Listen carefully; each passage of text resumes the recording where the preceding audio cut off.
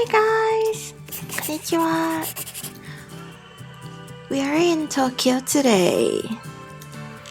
Welcome back to Meiji Wonders channel. This is Bo Meiji here. And today we are in Tokyo in winter. And I'm going to take you to show you 15 things to do, to eat and drink around Tokyo. So the first night we got there, it was pouring rain, but we went to our first stop anyway to try some grilled beef at this restaurant called Rokkasen? And this branch that we went was the main branch. They have many branches around Tokyo, so you can try them out and see the details in my description. You can see they have many types of beef and food like porks and seafood too. Or even the moyashi, they're bean sprout.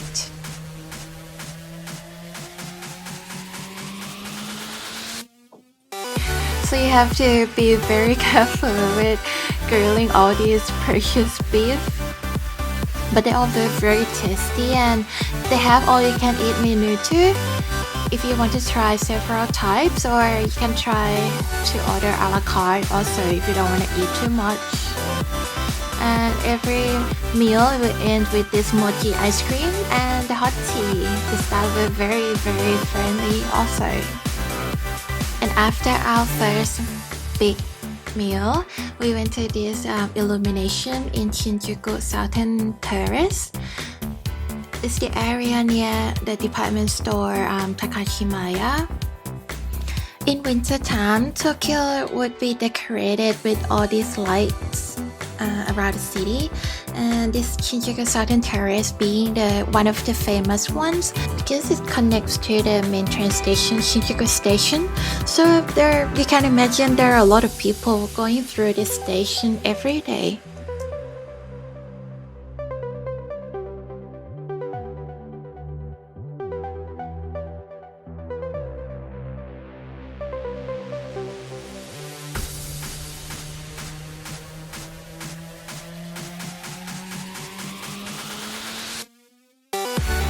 And if you're coming out from the train station from the west exits, you will see this area first.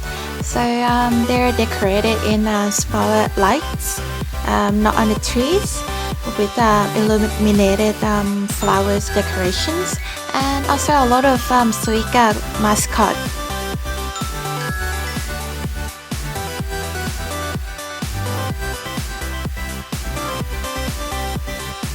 Just a little note that clock tower is the second tallest clock tower in the world.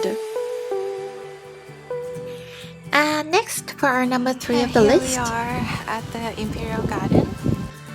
Right in the middle of Tokyo, there is the Imperial Palace, and for the public access, you can access the East Gardens to view some beautiful autumn leaves and traditional Japanese garden design. A lot of the locals that live around the area, they will come and do the jogging in the mornings, and the public access can be done every day except Mondays and Fridays and some public holidays. You can access that night to like 4:30 in the afternoon, and the access is free. So just head to this place by getting off from Otemachi station. Just a short walk from there. Or you can get there from Tokyo Station too, but it's a little bit further to walk, like 50 minutes. But you'll be able to get to see this beautiful train station design that is one of the most famous stations in Japan. And winter time is perfect time for ramen. This is my favorite one. It's called Ichiran Ramen, originating from Fukuoka, the town in the south of Japan. So the broth is not as oily compared to the ones from up north. And they also feature this spicy sauce. Look at that!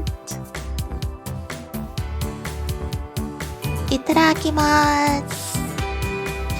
Another fun thing here besides the food is that you get to sit in the stalls, like separate cubicle. So it's fun to do that with your friend and you'll be able to focus on the food in front of you. And now we're looking for some desserts. And our number 5 of the list is Takano Fruit Parlor. The original store is in this building, Shinjuku Takano Complex. On the 5th floor is this first store of Takano since 1885. So they have all these menus on fruit parfait. So you can pick the fruit that you liked and also the ice cream. The cafe is separated into 2 areas. The one that we tried was a la carte area, but most of the people would come and try the buffet line. So if you want to make reservation or have some time to wait in the queue, you can try the buffet line too. When we got there, it was during Christmas and winter time, so the menu features all the fruit that was in the season, such as strawberries, winter grapes. Takano is special because they started as a fruit merchant and then they developed their brand from then, and now it becomes one of the most famous fruit specialty store in the world. And now we are heading to see another famous winter illumination. This one is located in Shibuya area. So if you're ever in this area, don't forget the famous crossing. So this illumination is features blue LED lights. So it's towards Yoyogi Park, and to get there, the easiest way is to find the Apple store, like this one, and follow the blue trees, and then you will be able to find this. The number 6 of our list is Shibuya Blue Cave illumination. It started in 2017 and it was very successful. More than 2 million people came to visit. So this year they did it again, featuring more than 600,000 LED lights for this 80 meters long avenue. Next on our list for number 7 is a Happy Pancake. It's meant to be fluffy pancakes, so they have this open kitchen that you can see how they make it. Basically, they separate white and egg yolk, and they make pancakes as normal, but then they whisk up the egg whites to become meringue and then mix it after.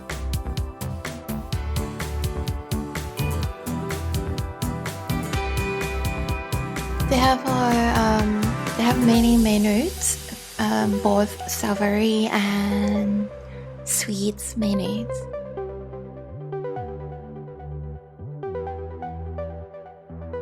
Opposite the Shinjuku branch of Happy Pancake is this building of Beams clothes brand, and on the ground floor they have this cafe called Sarutahiko Coffee, which is our number 8 of the list.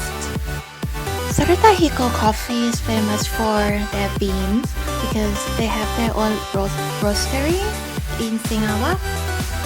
They offer both drip coffee menu and also espresso based menu, which is what they're famous for, especially their latte.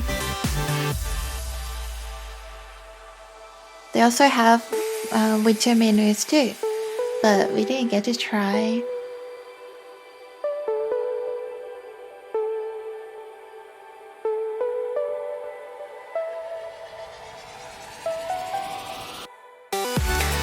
Another cool thing about Sarutahiko Cafe is their cup design.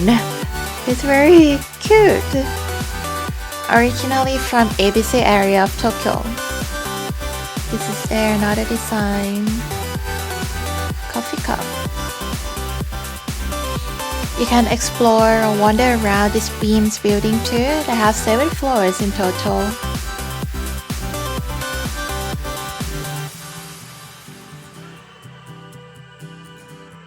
Next, we are going to the famous Meiji-jingu and Yoyogi Park for our number 9. Konnichiwa. We're at the Yoyogi Park. Meiji-jingu or Meiji Shrine, as the name suggested, is a shrine dedicated to the spirits of Emperor Meiji and his empress. Also, it's right in the middle of Tokyo. If you can see from the map or from the drone, you'll be able to see this one big hole, green hole in the middle of Tokyo, which is quite amazing. And you can get to see all this cultural thing right in the middle of Tokyo. They just finished the grand renovation sometime late last year. And if you like omori or the lucky charms, you can get them from this shrine too. And when we visited, it was towards the new year, so there were like special limited edition lucky charms were on sales too. And don't forget to go to next door, the Yoyogi Park, which is full of these ginkgo trees. Although autumn was late this year, but in the winter all the leaves were gone.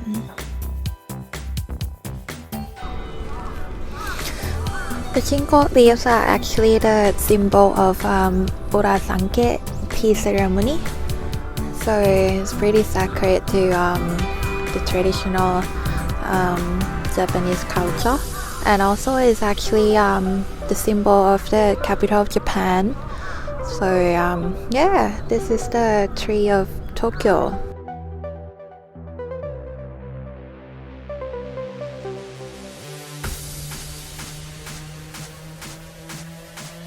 You can do a lot of activities at Yoyogi Park too, especially on the weekends when the local comes, and some even do performances so you can enjoy.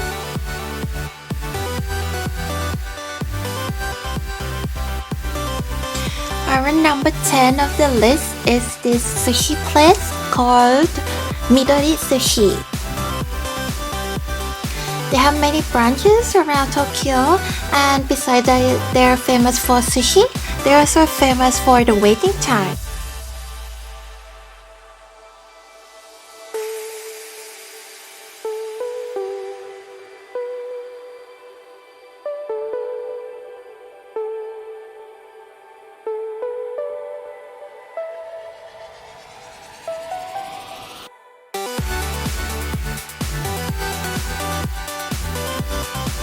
When we got out at 4 p.m, look at the queue.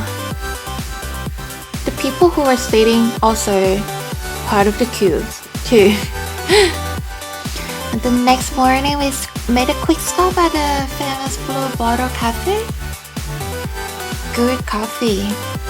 Before we were headed out to Ebisu Station, because they also have this illumination, which is our number 11, Yebisu Christmas Garden Place, winter illumination.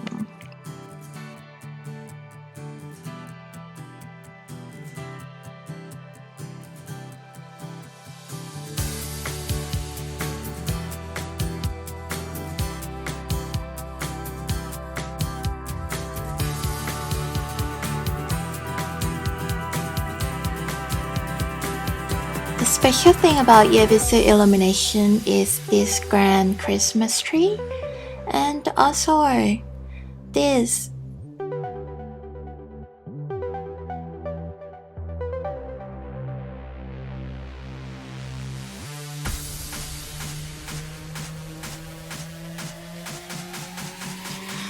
The company named it Baccarat Eternal Lights displays at this Yebisu Garden Place.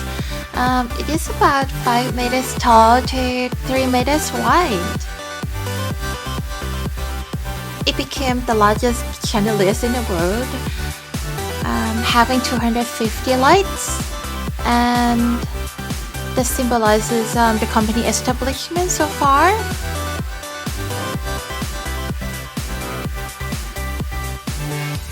And next up is for a beer lover like me. Our number 12 is Museum of Yebisu Beer. Yebisu is being the famous brand or the locals' favorite brand of beer. They have many types, so if you're coming down to the museum you'll be able to do tasting of the flights of beers or even do the tour of how the beer was made. Can you spot the Godzilla here? So just spend some time wandering around Shinjuku at night before having an early last day. And here is my favorite coffee stand, number 13, about live coffee brewers. The stand is tiny in the edge of Shibuya area towards Meguro. So they're famous for drip coffee, filter coffee. So obviously there's not many seats to sit down, but it's good to drop by to chat with the baristas. And we went to Nakameguro to try this famous Wagyu Mafia place for our number 14. What special about this place is started from the menu. You can see the price, but the actual price is you need to add 2 more zeros to the end of the number. They're famous for their Wagyu sandwich with the above average price. And don't forget to try the sauce too, and also the range of craft beer.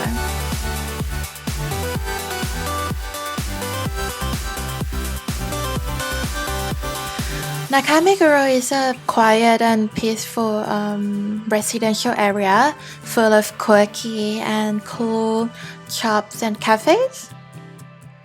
So it's a good neighborhood to wander around.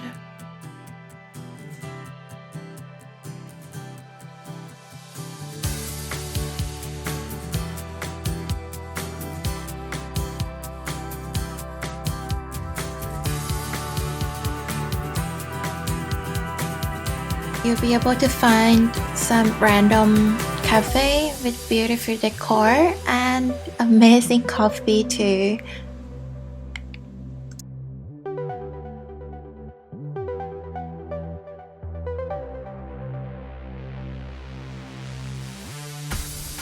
And the last place of our list is dedicated to this omakase place called Sushi Tokyo 10. Personally, I think this place is one of the most highly recommended omakase places in the world. Firstly, because the price is reasonable. For lunchtime, it's only 2,000 yen and a little bit more. But you get to try more than 12 courses of sushi. And also everything was super fresh and the staff was knowledgeable and friendly. Sushi Tokyo 10 locates in New Woman department store that connects to Shinjuku Station, and reservation is a must. Besides sushi, they also have egg rolls or rice and abalone and the clam soup that were meant to just drink the soup. It was difficult to eat the clam meat, but yeah, and the eel and dessert. thanks for watching all of 15 things to do, eat and drink around Tokyo on my list. I hope you enjoyed the video, and if you have any questions, please feel free to comment. And if you want to see more of my travel videos, don't forget to subscribe.